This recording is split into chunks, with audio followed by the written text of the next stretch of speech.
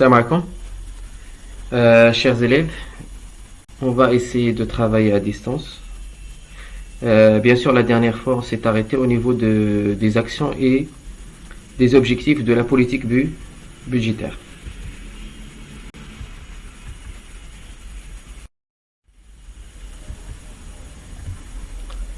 Donc, premièrement, on va voir c'est quoi la régulation par le budget. Donc, on commence par la définition de la politique budgétaire. Donc, la politique budgétaire est une politique économique qui consiste à utiliser le budget de l'État pour atteindre certains objectifs. Donc, les objectifs, on a déjà parlé des objectifs. Il s'agit des mêmes objectifs de la politique économique, à savoir la croissance économique, le plein d'emploi, la stabilité des prix et l'équilibre extérieur. Mais lorsqu'on parle de la politique budgétaire, il n'est plus question de l'utilisation du taux d'intérêt ou bien de la masse monétaire pour la réalisation de ces objectifs-là, mais plutôt de l'utilisation du budget de l'État. Et quand on parle du budget de l'État, on parle principalement des recettes et des dépenses de l'État. Donc on a déjà fait les recettes de l'État, on a dit qu'il existe pas mal de recettes. Il y a les recettes fiscales qui peuvent être divisées en impôts directs et en impôts indirects. Et il y a aussi les recettes des domaines publics, les résultats réalisés par les entreprises publiques en situation de monopole ou autres, et d'autres recettes. Mais il y a aussi des dépenses. Les dépenses de l'État, il y a des dépenses de fonctionnement qui contiennent les traitements des fonctionnaires, qui contiennent le matériel pour les administrations publiques, qui contient ce qui reste de budget de la caisse de compensation.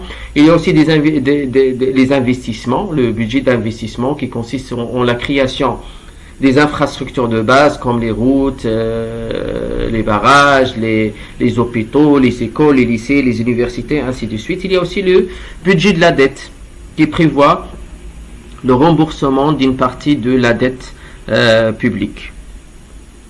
Donc bien sûr, lorsqu'on utilise les recettes et les dépenses, afin d'atteindre les objectifs de la politique économique, et il s'agit ici d'une politique budgétaire. Et lorsqu'on dit utilisation, ça veut dire quoi? Ça veut dire augmentation des recettes et diminution des dépenses, ou bien augmentation des dépenses et réduction des recettes. Bien sûr, le choix de l'une ou de l'autre des politiques, ça dépend de l'objectif recherché par la politique budgétaire.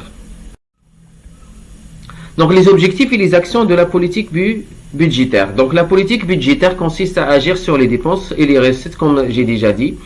Et bien sûr, j'ai essayé de résumer les objectifs dans ce tableau. Bien sûr, les objectifs peuvent être divisés principalement en objectifs économiques, mais aussi il y a des objectifs sociaux. Donc les objectifs économiques, donc c'est ce qu'on a déjà abordé. C'est la croissance économique, c'est la réduction du chômage, c'est la stabilité des prix et c'est l'équilibre d'extérieur. Bien sûr, ce sont les principaux objectifs économiques. Mais il y a aussi des objectifs sociaux, à savoir l'amélioration des équilibres sociaux et spatiaux. Ça veut dire diminution des écarts entre les classes sociales. Ça, c'est premièrement. Et deuxièmement, c'est réduire les écarts de développement entre les différentes régions d'un même pays.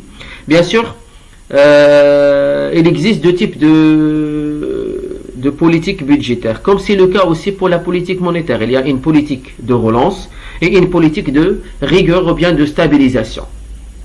La politique de relance, comme son nom l'indique, c'est relancer. Qu'est-ce qu'on cherche à relancer? On cherche à relancer la croissance économique.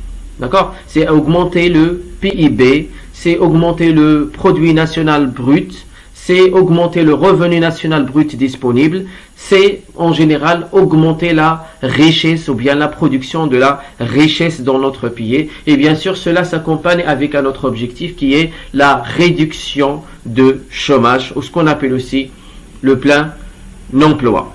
Donc pour réaliser une politique de relance, premièrement, l'État il va diminuer la pression fiscale, il va diminuer en quelque sorte les recettes publiques. Pourquoi faire? Afin d'augmenter le pouvoir d'achat des agents économiques, et c'est aussi afin d'inciter les agents économiques à consommer et à augmenter leurs demandes. Bien sûr, cela se fait par exemple en diminuant les recettes fiscales, par exemple en réduisant les taux d'imposition, par exemple réduire la TVA ou l'IS ou l'IR, ça dépend. Il y a aussi la politique d'exonération fiscale, donc on exonère certaines catégories de personnes, d'entreprises. Et bien sûr, comme j'ai déjà dit, l'objectif, c'est l'augmentation du pouvoir d'achat et donc inciter les agents économiques à augmenter leur consommation. Cela aussi se fait à travers l'augmentation des dépenses. L'État, il va dépenser.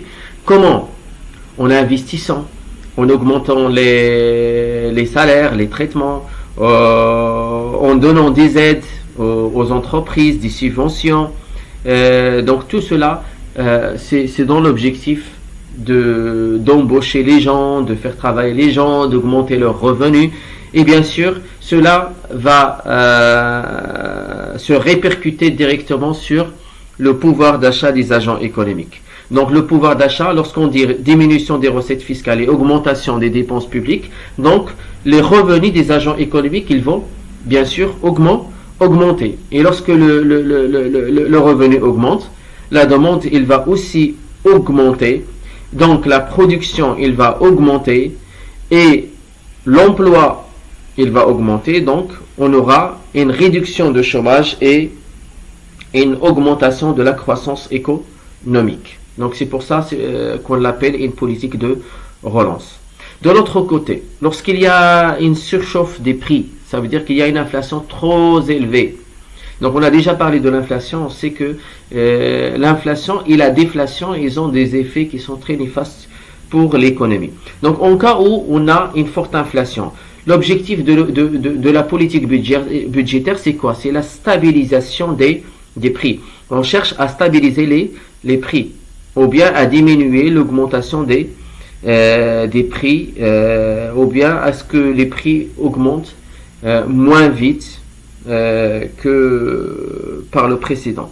Donc cela se fait par deux mesures qui sont contradictoires avec les mesures de la politique de relance, à savoir l'augmentation des recettes publiques, augmentation de la pression fiscale qui passe par une augmentation des taux des impôts directs ou taux des impôts indirects, ou les deux à la fois, et aussi la réduction des avantages fiscaux et des exonérations. De l'autre côté, l'État, il va dépenser moins. Il va appliquer ce qu'on appelle une politique d'austérité. Ça veut dire qu'il va dépenser moins. Comment? En limitant par exemple l'emploi public, donc il va embaucher moins de personnes, par exemple, et il va aussi réduire les subventions, par exemple, accordées aux entreprises.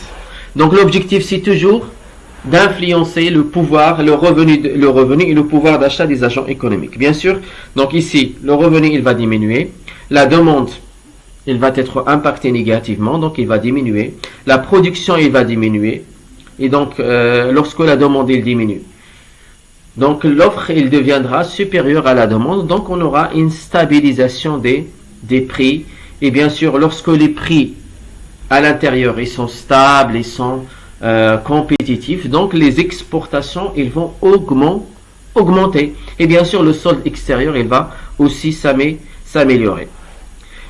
Ça, c'est ce qui concerne les objectifs économiques. Maintenant, pour les objectifs sociaux, donc on a dit, on cherche une équité entre les classes sociales et aussi une équité entre les différentes régions. Comment on peut obtenir cela? À travers un système fiscal équitable. Ça veut dire que les agents économiques, ils seront imposés fiscalement selon leurs revenus. Les riches ou ceux qui ont des revenus plus importants, ils seront plus imposés que ceux qui ont un faible revenu. Comme ça, il y aura une équité entre les différentes classes sociales.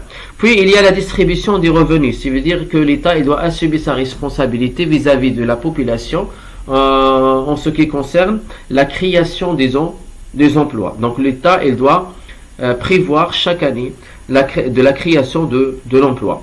Redistribution des richesses, c'est-à-dire prélèvement des impôts et versement des prestations sociales. Donc, ici, l'État, il cherche à réduire les inégalités verticale entre les différentes classes sociales. Ça veut dire que les riches, les personnes qui ont des revenus, ils vont payer plus d'impôts et ces impôts-là, ils seront utilisés afin de financer un certain nombre de services qui sont dispensés aux personnes qui ont un faible revenu, comme scolarisation gratuite, comme l'hospitalisation gratuite par exemple, et ainsi de suite.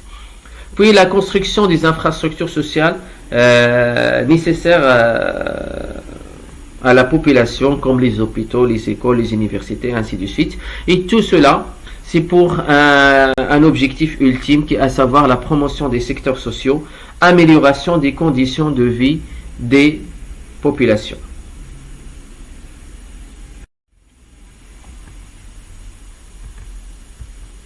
Ceci dit, la politique de relance ou la politique de rigueur, ils ont aussi des limites.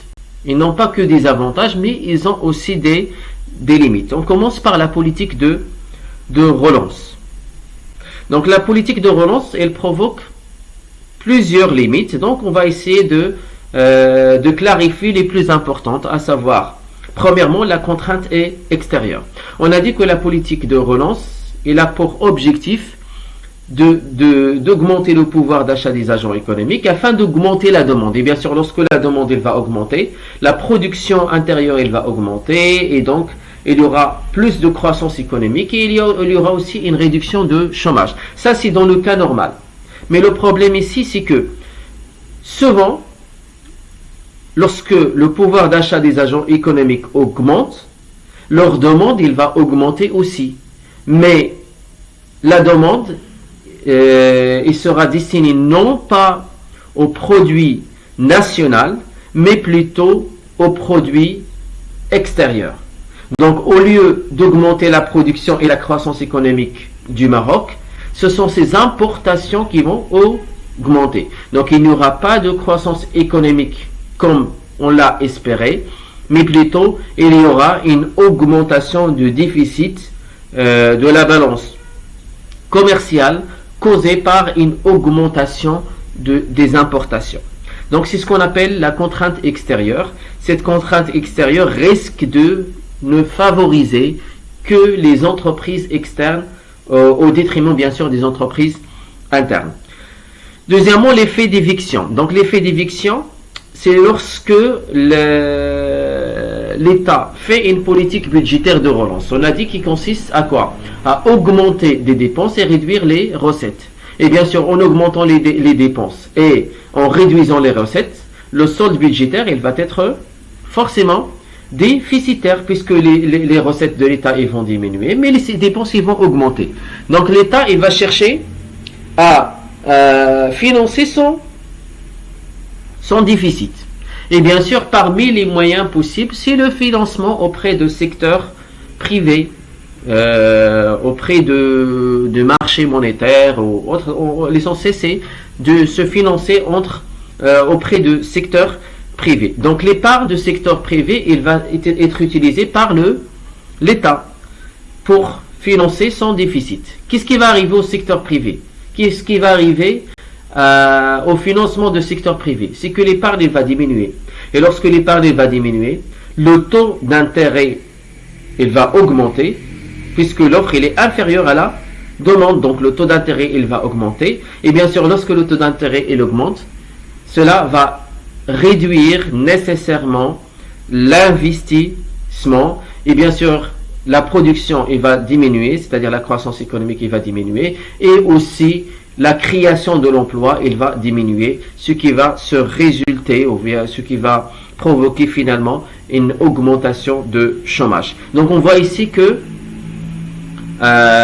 l'endettement public a exercé un effet d'éviction sur le secteur privé en induisant indirectement une diminution de l'investissement, de la croissance économique et une augmentation de chômage. C'est ce qu'on appelle l'effet d'éviction. Si l'État cherche à éviter cet effet d'éviction, il aura toujours la possibilité d'emprunter de l'extérieur, que ce soit auprès des institutions internationales comme le Fonds monétaire international ou bien la Banque mondiale ou bien la Banque européenne ou autre, soit d'emprunter auprès des autres pays. Mais le problème c'est quoi? C'est que lorsqu'il emprunte, il doit rembourser sa dette. Et le remboursement de la dette, il fait partie des dépenses de l'État. Donc, plus d'emprunts, plus de dépenses de l'État. Et donc, plus on emprunte, plus on doit rembourser des dettes. Et cela sera augmenté des intérêts, bien sûr. Donc, le solde des prochaines années, il sera forcément encore plus déficitaire que celui de l'année en cours. Cela à cause de quoi? À cause du remboursement de la dette, ça c'est premièrement, l'amortissement du capital, et deuxièmement, c'est à cause aussi des intérêts. Et bien sûr, lorsque le déficit augmente, cela va provoquer une augmentation de la dette publique, une deuxième fois, d'accord, afin de rembourser la dette précédente. Ce qui va provoquer une autre fois une autre augmentation des dépenses et donc une autre augmentation de déficit budgétaire et ainsi de suite. On voit que d'année à l'autre, la dette ne cesse d'augmenter sous l'effet de l'augmentation de la dette externe et aussi de l'augmentation des intérêts que l'État il doit rembourser. C'est ce qu'on appelle l'effet boule de neige. Bien sûr, la boule de neige ici, c'est une expression utilisée dans un sens figuré qui signifie que la dette ne cessera pas d'augmenter d'une année à une autre. Ça, c'est ce qui concerne les limites de la politique de relance. On va voir les limites de la politique de rigueur. Donc la politique de rigueur agit principalement sur la demande qui diminue, entraînant ainsi une diminution de la croissance économique et une augmentation de chômage et une augmentation aussi de la pression fiscale. Donc en cherchant à stabiliser les prix, on tombe dans une situation où la production sera faible, donc la croissance économique va diminuer et le chômage il va augmenter, et aussi puisque la politique de rigueur se base sur une augmentation des recettes fiscales, donc il y aura aussi un effet qui est très néfaste, c'est l'augmentation des recettes fiscales. Donc des impôts trop élevés provoquent la diminution de la demande et donc la diminution des recettes fiscales. Lorsque l'État cherche à augmenter les impôts, les recettes fiscales, qu'est-ce qui va arriver? C'est que les gens ils auront moins de pouvoir d'achat, donc ils vont dépenser moins et donc ils vont payer moins d'impôts. Comme le dit l'expression, trop d'impôts tue l'impôt. Donc lorsque l'État cherche à réduire ou bien à augmenter les recettes fiscales, il finit par les diminuer. Donc je vous remercie pour votre attention. Donc je vous invite à voir cette présentation plusieurs fois, d'accord, et bien sûr je vous invite à poser vos questions et bien sûr je vais essayer au fur et à mesure de répondre à vos questions. Donc je vous souhaite une bonne journée. À la prochaine vidéo.